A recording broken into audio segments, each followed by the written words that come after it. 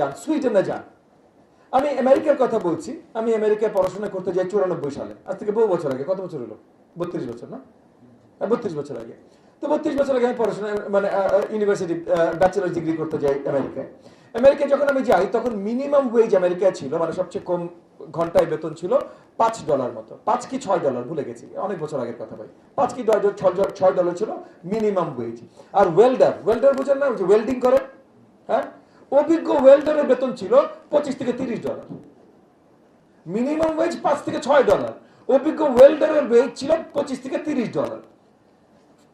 মানে বেশিরভাগ graduate under graduate degree এর থেকে কম বেতনে চাকরি পেত।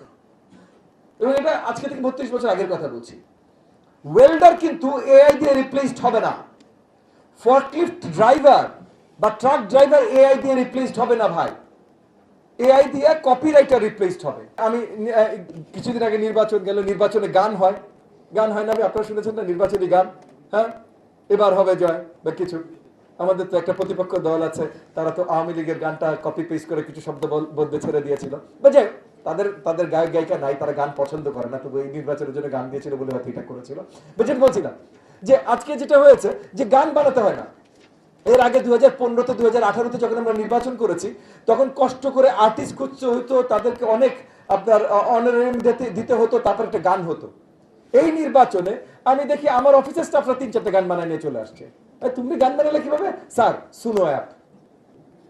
এইগুলা হয় হলো এআই দিয়ে, বুঝেছেন?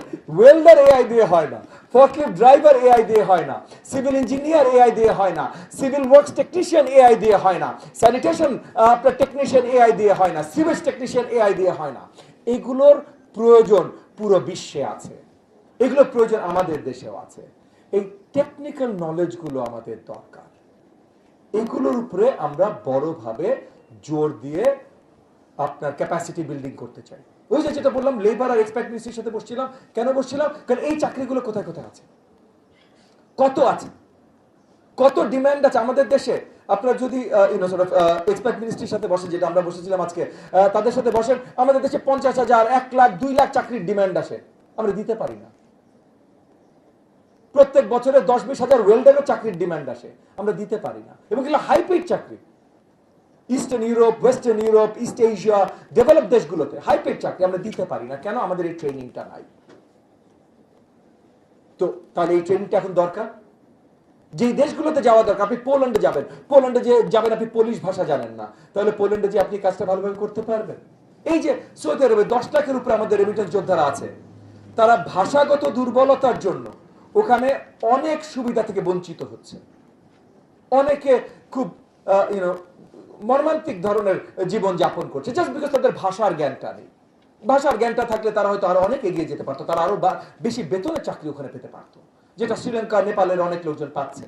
তো এই জায়গাগুলো থেকে আমরা টেকনিক্যালি, সময় খুব অল্প, আমি আর বেশি কথা বলবো না, আমরা টেকনিক্যালি আমাদের ওয়ার্ক ফোর্সকে ডেভেলপ করতে চাই। আগামীর বাংলাদেশে আমরা যেমন সুশিক্ষা দিতে চাই, সো প্রাইমারি লেভেলে যেমন আমরা এখন ফুল ভিশন চেঞ্জ করছি। আমাদের আজ গত কয়েকদিনে বড়ভাবে আলোচনা এসছে যে আমাদের প্রাইমারি এডুকেশনের ভিশন কি।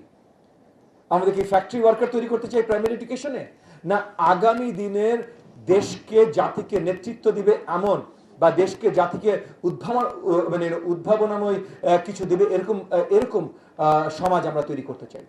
সো তাহলে প্রাইমারি এডুকেশনের ফিলসফি চেঞ্জ করতে হবে। তাদেরকে আরো সিভিক এডুকেশনে আমাদের বলিষ্ঠ করতে হবে, তাদেরকে আরো কমিউনিটি এনগেজমেন্টে বলিষ্ঠ করতে হবে।